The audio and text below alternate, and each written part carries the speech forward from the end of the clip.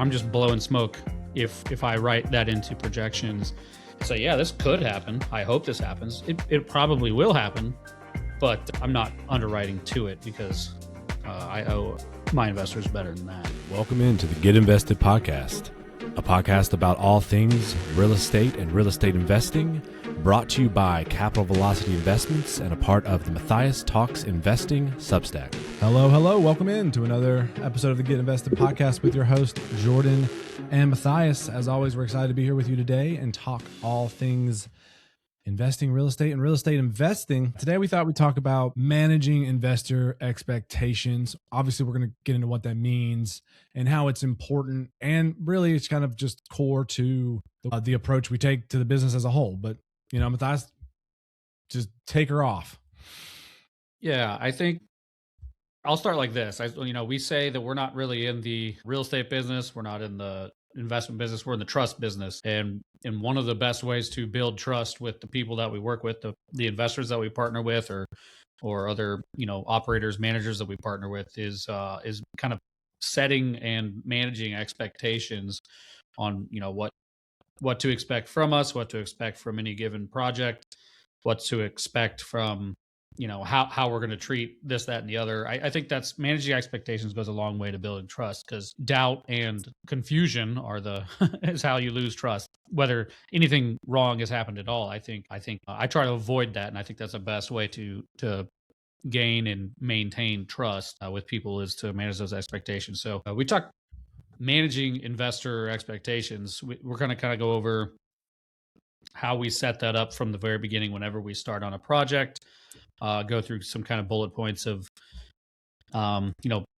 certain parts of a project and how we set expectations on those and how we manage them, and then we'll probably talk about like when things are going wrong, when things are not going the way, when we're missing projections or we're missing whatever, that kind of the transparency and the communication part, because it's almost inevitable. Something happens, something goes wrong, everything will go. Everything has something go wrong, which doesn't necessarily mean that it's a bad investment or that it's going to go bad.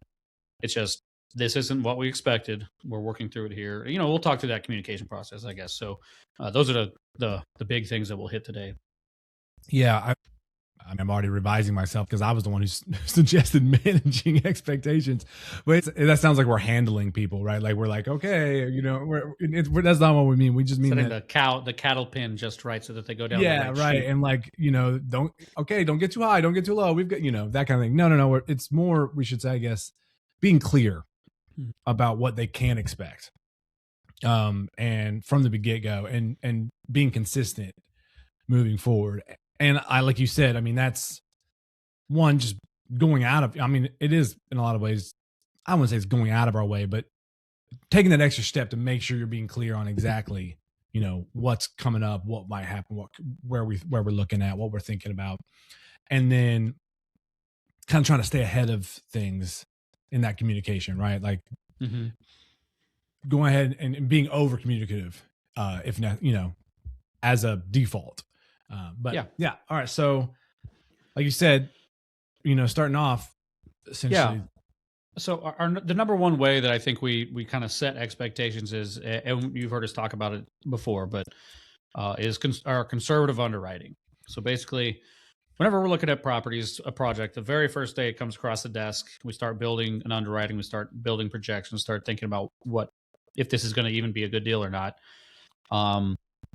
We're very conservative with things going right and very aggressive with things going wrong. And that there's obviously many reasons to do that. Makes us more selective, and it's harder to buy properties, but it makes sure we buy really good ones, basically. But the other part is that it gives us a reason and an avenue to talk about potential for things going wrong and what could, here's our primary plan. Here's what we expect to happen. And then our underwriting basically shows that picture if quite a few things go wrong along the way. And so what that does is that gives us an avenue to talk about investor expectations. It gives us an avenue to talk about, things can always be more expensive. Things could always take longer. All the different things that could potentially go wrong with a deal, interest rates, whatever it might be. It gives us a chance to talk about those, and that, like you said, the communication is the key in setting those expectations. So like, hey man, here's what we think is going to happen. Here's why we're buying the property. We think this is going to happen. But in order for us to get to point A to point B over here, we have to be prepared for whatever's going on in the middle. And that's kind of what we do with our underwriting. We have a baseline of what we think is going to happen pretty reasonably, you know what we're doing. But then we start taking it back. Hey, just a little bit worse, just a little bit worse, just a little bit worse across the board. We can't get rents as high. You know, interest rates, the loan we get will be a little bit more expensive. Insurance is going to go up more than we expect, but whatever it might be, we start plugging those numbers into our underwriting. And that way, what pops out at the end, our projections, our returns is more conservative than we think what's actually going to happen. So the investors don't see what we think might actually happen. They see they see the reduced number that we say, hey, if a couple things go wrong, we still think we can get to this number. Right. And it's not like we're keeping that from people. It's just, I don't advertise it. Let's just say, yeah, exactly. That's a good way of putting it. It's like, it's just, we're not advertising that because we'll have a number of things here. I think it's just kind of human. It's human nature to want to, especially if it's something you're excited about, which obviously if we're trying to get a property, we're excited about it. We're excited about the opportunity, the investment, the deal, the whole thing. So it's human nature to want to be like, hey, this is amazing. Like, come on guys, like get in on this. And not that we don't do some of that, but before we even get to the mild version of that, I just imagine us like, remember back did you ever play football? Or just I never played football. I played baseball, soccer. In football they have that like drill where you run down like the tunnel and people have the big pads and they just hit you on all sides as you run through. That's just what it is for us trying to get to the point of actually trying to buy a property. Like we're just getting hit by all of these self-imposed hurdles, and if we make it through, then we're like, okay, this one will work. Yeah. And then by that point, of course, obviously we're very excited about it. But you like to say wrecking ball. We take a wrecking ball to the plan and see what comes out. That's a good way to put it too, because what makes me most excited about a property is if I'm pretty confident that I've mitigated all the risks I can think of, all the risks that we've run into over the years, and it still produces a pretty decent projection on the number. I go, hey, look, all it takes is for a couple of those things to go right, and we're making some really good numbers now. You know what I mean? So that's why I get excited, because hey man, we're getting to this number and we've anticipated all the things going wrong. And this is a decent number. It's not a number that you're going to, jump in a Bugatti and start racing around town on credit because it's going to come true, but it is a good number. And then we send that to our investors and we go from there. Didn't know you could buy a Bugatti on credit. Probably not very easily. Excuse me, sir. I'll take this. To leave your ID at the shop. Yeah. When we've gotten to that point, right? We've, basically beat the plan up ourselves. We beat ourselves up. We've, gone against all of our hopes and dreams for a month or whatever. And we decided to pull the trigger, and then we start communicating about it. Of course, eventually there's a pitch deck, et cetera. And I mean, that's where we're at, right? Essentially it's when we start talking to investors about the deal, just out of curiosity. Well, I guess there's two ways to ask is, it's like, what's the one first thing that you think about when you're starting to present it that like I want to make sure this part is clear? And the other way of thinking about that is like, what do you find to be the question or belief or whatever that you most have to address when discussing it with a prospective investor? That is this kind of, let's set expectations, be clear about what we're talking about. If that makes sense. That was kind of rambly, but I think I landed the plane. Yeah. I think the biggest question, honestly, is, especially for people who are not the most, they've never bought and sold a bunch of properties, or maybe they've only done a couple, or, invested once or twice on this type of venture. A lot of it is they just want to hear, like, hey, what is, they want to hear, they ask what the biggest risk is a lot. That's a question that I get a lot to the investment overall. And then the other thing is they ask like, why do you think the business plan is going to go the way you think it is? Like, why are we going to be able to raise rents, or why are we going to operate this better than the other people have, and they just want to hear kind of and we've actually talked about this recently. We want to give them a little bit more backstory on each of our properties, and maybe given a little bit more context to the business plan as we present it, because of that exact reason, is that people just want to know brass tacks, like, hey, why do you think this will be worth, I don't know, I'm making this up, but double in the next 5 years? Why? What's going to happen? And say, well, it's because we think we can do this better, we can do that. These are worth this, that, whatever it might be. That's, I don't want to say it's the biggest hurdle to overcome. Honestly, it's just they're just like, hey, well, I mean, Matthias, I've known you for a long time. I trust you, but like, why? Explain to me why this is a deal. You know, Right. First, yes, we have been discussing the idea of the property's backstory, which it's interesting to me. I mean, it's become more and more a thing, but for coming from the world of literature, narrative, obviously, that's where the idea of narrative comes from my world, right? That's who we invented that idea.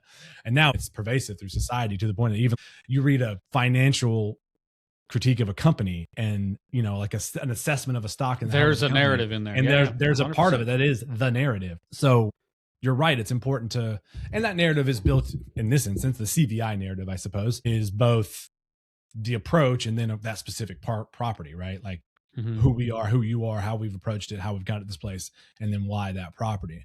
I mean, I look forward. I know that we've had those kind of conversations with investors informally, right? Like, oh, this is how I came to this one, you know, blah, blah, blah. Maybe a little bit in the pitch deck, but I do look forward to, this is, I guess, the side, but I do look forward to building that slide out. That'll be interesting. That is also interesting to me because, I mean, essentially what you're saying is they want to know the story that behind the numbers, right? Do they ever ask you, why are you so skeptical or not skeptical, but why, like, well, you said it could do way better than this, but you're assuming all these things will go wrong. They don't really. No.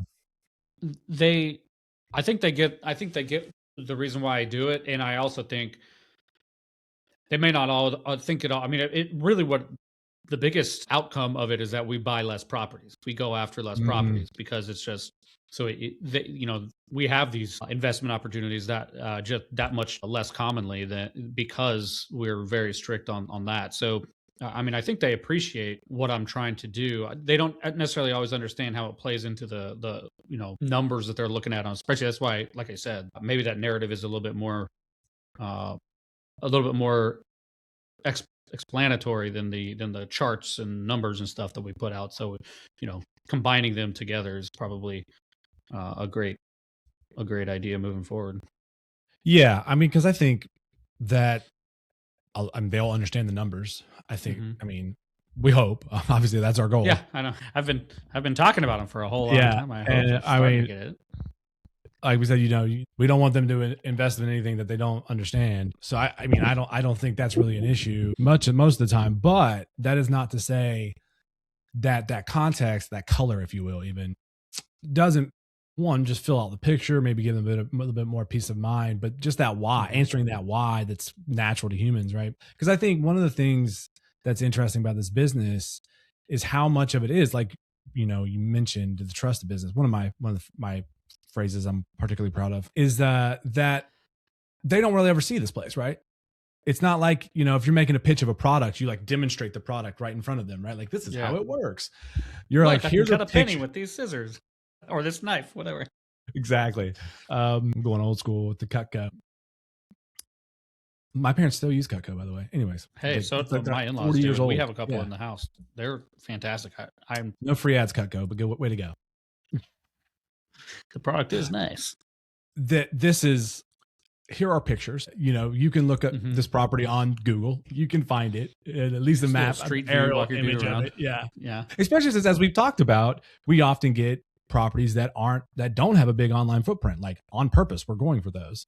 So there's so much trust built in, and there's so little for them that's tangible. You know what I'm saying? Like, and then you have to kind of that's the narrative here, and the context of the color is almost saying, hey, this is what this place is, right? Not just the property, but like, this is what this place that this property is in is like, right? And why we like it, and why it has all these things. You know, it's almost like a vibes conversation, you know, in a way. It is. Because, you know, if we were presenting like one to, say, Investor John, and John Q Money, I suppose, and it was in his city or her city, Jane or John, they would be like, oh yeah, okay, like, I like the numbers, I get your business plan, I know where that is, I know this place, yeah, exactly, I have that's a feel near for it. You know, whatever, right? And it just kind of clicks, because that's just, you know, you want that picture, I guess. That was a lot of rambling way of saying, you know, that the humans just want kind of a picture and a feeling of it, rather than just, as important as the numbers are, there's something beyond that. Yeah. So I think in this instance, the most important part of that is, sure, we bring the narrative, but the most important part is that they know the approach we've taken in the first place. Yeah. And I think, like I said, that's all of these are ways that we have in the past and will continue to work towards in the future for, again, managing those expectations. If they, if they understand more of the place and the vibe, of the property, then it's gonna be that much easier to guide expectations and really just communicate going forward as the project moves on. We had our list of things here. Like we talk projections. Well, if they know what, from the beginning, from the context, well, hey, some of the biggest changes that we're going to produce results in the numbers category. Well, if, for instance, if it was, hey, we were going to, I don't know, let's just say that there's some non-paying, there's a whole bunch of tenants that aren't paying when we take over a property. Well, they know that, here's how we're going to treat that problem. We've talked about it ahead of time. Now here's we're going to treat that problem. We know what the threats to the projections are along any number of those processes, whether it's removing bad tenants, replacing roofs. Hey, we thought we were only going to have to replace one, but turns out we're going to have to replace two more or whatever, what have you. Once we've explained the kind of the risks, as it were, and the threats, then it's a lot easier to communicate as we're going on about what's going on. Hey, we cleared the first hurdle. There's no more roofs. We're good. We're past that hurtle. They're all gone. There's no more roofs. No, they're all gone. Yeah, exactly. We solved the problem of roofs. We just got rid of them. Yeah. So we can. It's easier to communicate going forward. They expect to hear, hey, these are the things you listed out in the beginning. Here's how are those things going. So our communication can be geared towards what we've already set up for ourselves back, from the start. Right. And you talking about that as far as, and I mean, very much kind of expectations and the expectation that there might be something unexpected, right? Mm-hmm. When you renovate, you don't know exactly all that you're going to find. If you build new, you know exactly the straightforward, right? So sure. Yeah. So one of the reasons why renovation budgets usually take longer and run over is because, you tear out a wall. You find more stuff that you're going to have to fix. 100%. So in our business model, that is par for the course, right? Essentially. Oh yeah. In a way. So, you got to have that. One of the expectations is that unexpected, right? Yep. And on that same note is that there are things completely outside our control just like in any business, like, hurricanes or the national economy or, war or something. These things can happen that nobody really asked me about before they happen. So, those hurricanes, they just do not hesitate at all. So you know what I mean? So that it's also important, I would say, to discuss, have at least a brief discussion is that, hey, there will be things that we don't foresee coming. And it could be it could be somebody buys a neighboring property and installs their meth lab. And you know what I mean? Obviously we work to avoid rough neighborhoods where that was a potential, but it is still not a 0%. And of course we're going to have some vigilance on the property to the point that yeah.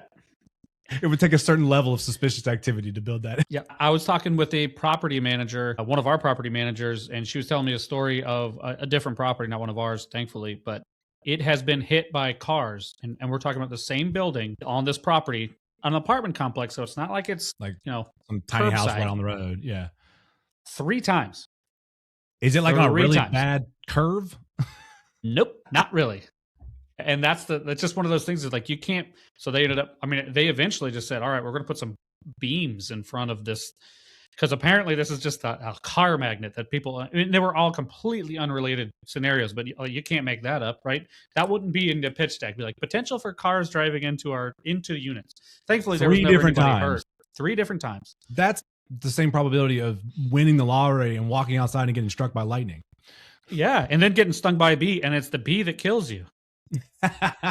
You know what I mean? Like, yeah, like, don't go swimming because you're going to get bit by a shark if you're that guy. But yeah, and so timeline is actually one of the harder things to pin down when you're doing underwriting, because this is not a short term. We don't do short term investments like a flip, where a flip, hey, it's like we're talking 8 months, maybe on the high end, 4 months or something on the short end. So there's not as much slot, but on this, we're talking, refinances. Let's say we plan on refinancing. We expect to do it in year 3 and 7.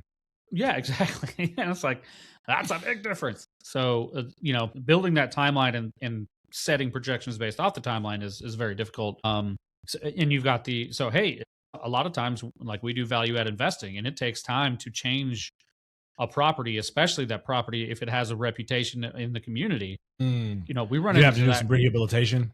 Yeah, and Yeah. that's not anything you can put your hands on necessarily. It's just like, hey, that used to be a place where you would avoid at night. They had a crappy and owner, and yeah, and people know that about it, but they don't drive by your property. Well, maybe they do, maybe they don't, but they may not encounter or notice your property every week, even every month, every year, even. So it takes a while for the community to understand, hey, they've rehabbed this place. It looks better. It Yeah. feels better. There's Yeah. nice people living there now. You know what I'm saying? Like that's a time. That is not something you can. right. I mean, we have a rule of thumb for. There's no depending actuarial on- table for Exactly. and I can't just walk. I can't just walk in, look around, and go, okay, we have changed the reputation. You know what I mean? Like it's exactly. unless I could survey an entire town at the same over an instant. Yeah, it's not And be like, like- and it's also not like, there's something you want to buy and you're just like constantly watching to see if it goes on sale or if it's going to be on Right. Prime Day. Like that's not what you do with it, where you want to live. Like you checked it out, it No. sucked. You probably just not going to circle back unless. Well, yeah, you went and someone signed a lease says somewhere something. else, right? Like, Yeah, and then so maybe next year you'll come, but you're like, hey, that place was rough last time. And Mm. you may look at it, or you may not, and it may take a couple of years before it to work its way back into the local zeitgeist Right. to where it's right. I mean, and that's one of those conversations. That's an end cap conversation, right? Almost where like we were talking about. I think that was last week, but that it literally has to be like you said, curbside appeal. Like they drive by and they're like, "Whoa, that place looks way nicer than it did," 6 Yeah. months ago. Look at that fancy new sign. Like they've got shrubs, stuff like small Exactly. stuff like I don't that. see any cars on blocks. Right. So for timelines, basically, it plays into what we've already discussed, like the underwriting and the projections and how.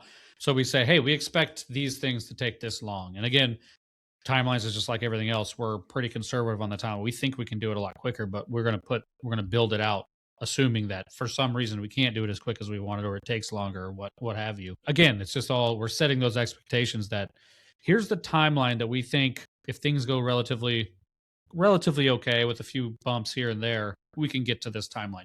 And again, you got to have a good place to start from. And if the place you start from is the most aggressive and the everything goes perfect, it's going to be really hard to talk to people and say, hey, sorry, everything didn't go perfectly. If we've already said we're anticipating things not to go perfectly, Right. then when they don't go perfectly, you can go, aha, we were right. They didn't go perfectly. Here's why, Exactly. and we can, you know what I mean? So I think Yeah. that's to be wrong about that, but rarely. is yes, that the case. exactly. And we have before, we've done things way faster, which is nice. But I mean, I again, think the most recent one is an example of that. Obviously, not getting into specifics, but things are going pretty. yeah. swimmingly.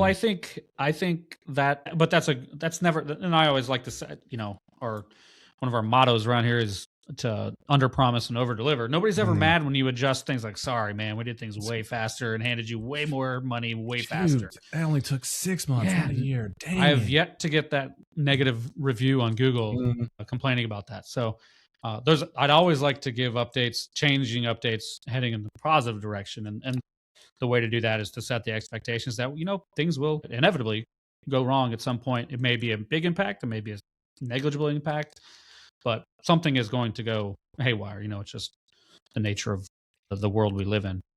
Yeah, and like you were saying, the nature of the business is that timelines are long, and they're, they're Yeah, there's gonna lots be of a things lot can of change in plus between now and minus yeah. in the right, and that's not hard for people to understand. But at the same time, you're like, oh, when is this going to happen? Oh, somewhere between like in this 18th month span. Yeah. So it's especially if they're new to the game, as it were. Mm-hmm. That definitely requires a conversation and exactly what we're talking about, right? Kind of talking through expectations and what that means so that they are ready for it. Yeah. And as we've been saying, things inevitably go wrong. Big things, small things, doesn't matter. But something else that we like to set expectations on is, hey, how is Matthias and the team going to act when something goes wrong, when something goes contrary to what we predicted? Yeah, exactly. Like, so we always, we always set the expectation that if there's ever any doubt, any questions, just about every investor update I've ever sent has been, as always, if there are any questions, please feel free to call, email, however you need to ask your question. Do it directly to me. You don't have to do it in front of anybody. Just ask the question. There are no dumb questions.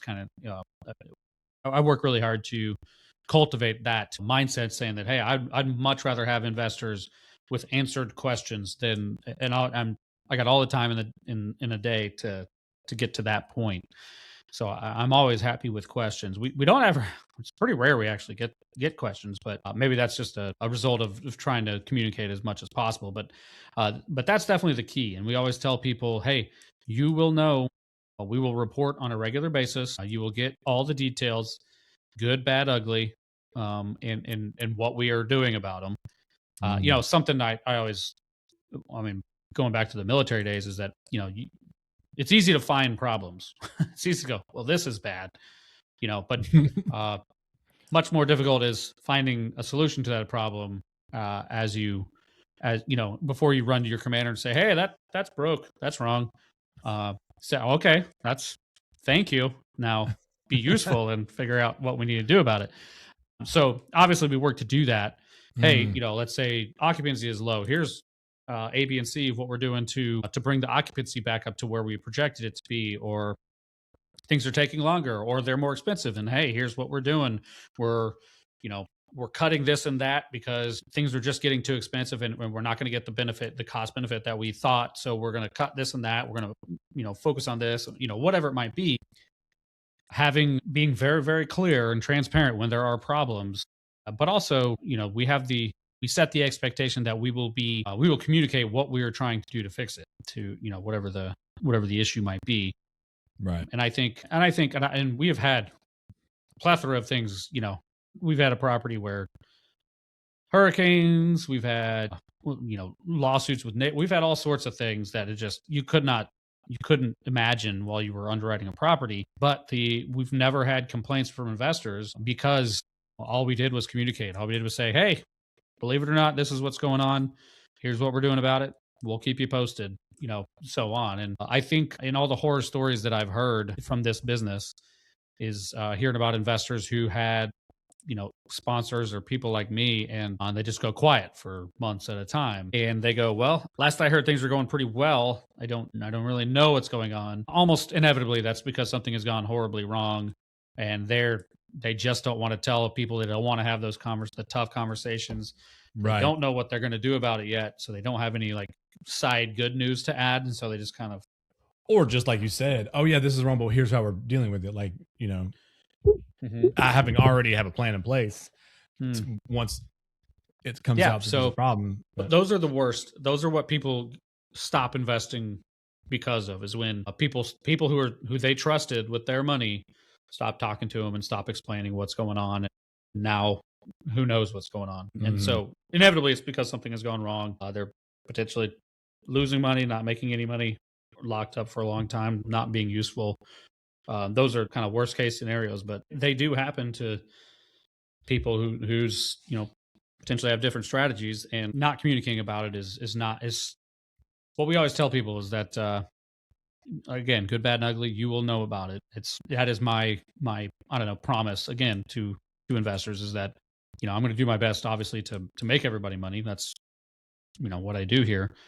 But in the event that it's not going to work out, you have my word that we will communicate about it, and you will know, and we will keep presenting options and working our way through whatever it is that's going wrong, despite the potential negatives. It's just that's what we will do. That's how we're going to do this, and it's written into our documents too. Right. Well, this just reminds me of something we were talking about earlier this week, but it's just a human inclination. If something's going wrong, kind of close in rather than communicate. Yep, avoid it. We were talking about when tenants are behind and not communicating with the property, rather than talking to them, negotiating, let them know what's going on, seeing their way to solve it together. Go, they just silence. Stop communicating. Yeah, exactly. Yeah. And ignore, put it like a conflict avoidance type thing, and ignore the situation. It's like, well, that's inevitably going to bring the worst possible result, for in the tenant scenario, an eviction. Because if You're not paying rent and you're not talking to us. Right. You're effectively stealing a place at this point. So I don't know. We have to get you out of there. If you Yeah, talk to us and say, right. And on the sponsor side, you can understand the inclination to be like, I'm going to figure this out before I say anything. But because you don't want to sound the alarm like too early. And it is nice to have a plan in place. But at the same time, if there's, if there's too big of a gap of that communication, the answer sometimes could be, I don't know yet. Yeah, we are still trying to figure it out. But but that doesn't mean you can't just hold off on talking, for any reason, really. Yeah. You're talking about, you don't get as many questions as you expect. I get if you're like, I thought I would have gotten more questions about that. I'm a little, disappointed. It's like you're a victim of your own success because we've already done all the communicating. But I know we send out all these quarterly reports, and we work on them so hard. We're like, okay, they're gonna know everything. Everybody knows everything. Everybody knows everything. I'm looking forward to talking to them about it. And then it's like, we get thumbs up, and I guess that's a great scenario. It's good, like, but awesome, it's also. guys. But it's this is what we do. This is our life, and everybody else is living their life. And so we're like, and they're just like, cool. Moving on back to what I was normally focusing on, regularly scheduled programming over here. Right. We send them all this stuff. They probably open it on their phone. They got a kid hanging off of them. They're like, all right, looks good. There's new roofs. Okay. All right. Yeah. It is funny that way. But, well, my projected outline here, if you will, says that we were going to talk about returns and problems, but I feel like we've already pretty much we blended them into everything else. Yeah, definitely the problems. I don't know if we've hit exactly anything specific that you wanted to talk about with returns versus projections as far as this communication. Nah, because I think they're almost the same thing, and kind of almost back to the beginning. We could say, well, what's the biggest threat to our returns? And it would be, well, timeline, right? If it takes too long, we will not hit these numbers, and here's why, or whatever. I'm just making this up, but like having those expectations are what are the biggest threats? What are the biggest risks to this investment? They are going to impact the returns, and they could bring them down to this, that, or the other. And we can have discussions on, hey, at the very least, your IRR may be coming down, but the cash on cash is going to stay. It's going to stay because that is built in. Right. Maybe the interest rates shot up, so nobody can buy apartments anymore. So it's not, the value isn't increasing. However, the cash flow's there, has been there, will be there. Something like that. Would be how we tie the expectations on the returns to what that whole narrative we're talking about, to what's going on. Tying those numbers in is kind of all I was referring to. But they're so tight with projections because that's what we're projecting is the returns. So.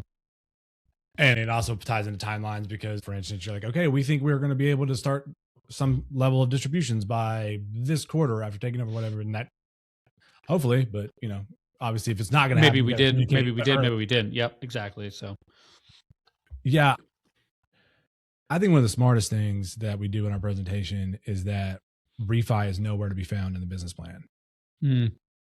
Right. So as far as expectation goes, this is a 5-year, typically 5 years is what we project, and that is not a part of it. So that is something that could be, if that happens, obviously that's almost inevitably a good thing. That's going to be on top. Yeah. It's going to increase your returns almost all across the board.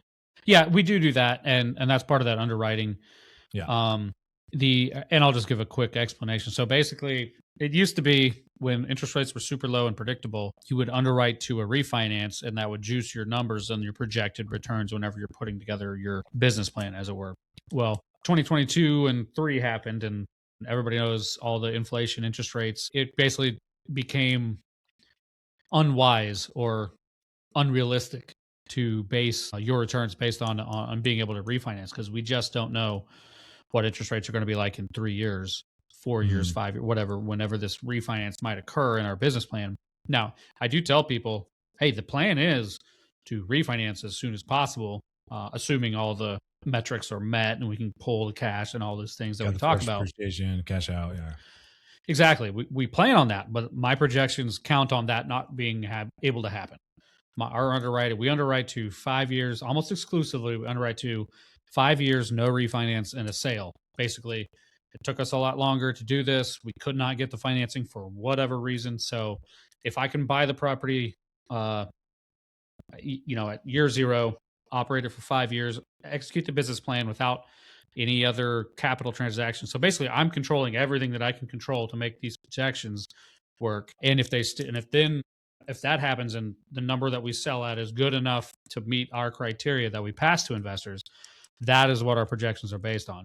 So inevitably, if we can do any number of things faster, better, refinance, what have you, we're going to beat our projections pretty significantly. But again, you and I talk about it a lot, is that I'm just not confident enough in any sort of, I don't know when I'm going to be able to refinance, and I don't know what the rates are, and I don't know how the banks are going to be feeling at that time, if they're going to be aggressive and giving high leverage loans, or if they're just going to be tightening the belts and saying, hey, we're not giving out any cash. We'll, hire, whatever it might be. There's just too many variables involved in it. And in my opinion, it's not outside the control. Yeah. Yeah. So I'm just blowing smoke if I write that into projections. So yeah, this could happen. I hope this happens. It probably will happen, but I'm not underwriting to it because I owe my investors better than that, in my opinion. Now, as we wrap up here, I just want to plug, if any of that we just talked about, cash out, forced appreciation, why that would juice the returns, all that stuff is something that you've got you like question mark face, crinkled eyebrow, or scratching your head, or you think but you're like, why is that? Don't worry. We have episodes. You can go back in the archives of Get Invested, and you will see episodes walking you through cash out refinance, forced appreciation, business plans in general. And you can look at, if you've never seen a pitch deck or, never seen ours, those are on there too. And, as I wrap up here, you were talking about, the sponsor goes quiet, right? It goes dark and you haven't heard from him in so long. Well, that's never going to happen for our investors. If they haven't heard from us in a while, they're like, they can just jump on here and be like, what are these yahoos up to? And they at least know that we were alive like a week ago. Yeah. As they record this. Yeah. So we're going to go ahead and get out of here. I hope you guys enjoyed that, got something from that. As always, we had fun doing it. We, as always, encourage that communication like we're talking about. All the ways in which you can get in touch with us. Jordan at capitalvelocityinvestments.com, Matthias at capitalvelocityinvestments.com, the bot on capitalvelocityinvestments.com. And if you want to go to capitalvelocityinvestments.com and you have invested with us and give us a Google review, you can do that. You can DM us on LinkedIn. You can comment on this on Substack, Spotify, Apple Podcast, YouTube, all the ways in which we can communicate in this modern world. Well, and so please do reach out if you have any questions or just want to chat, or if you want to get involved. And if you want some specifics on the types of things we're talking about, jump on a call with Matthias, get in the investor pool. He'll talk specifics till you're falling over in your chair. So we encourage you guys to communicate with us as we do our best to communicate with all of you. We appreciate you hanging out with us, and we hope you come back next time for another edition of the Get Invested podcast. Yep.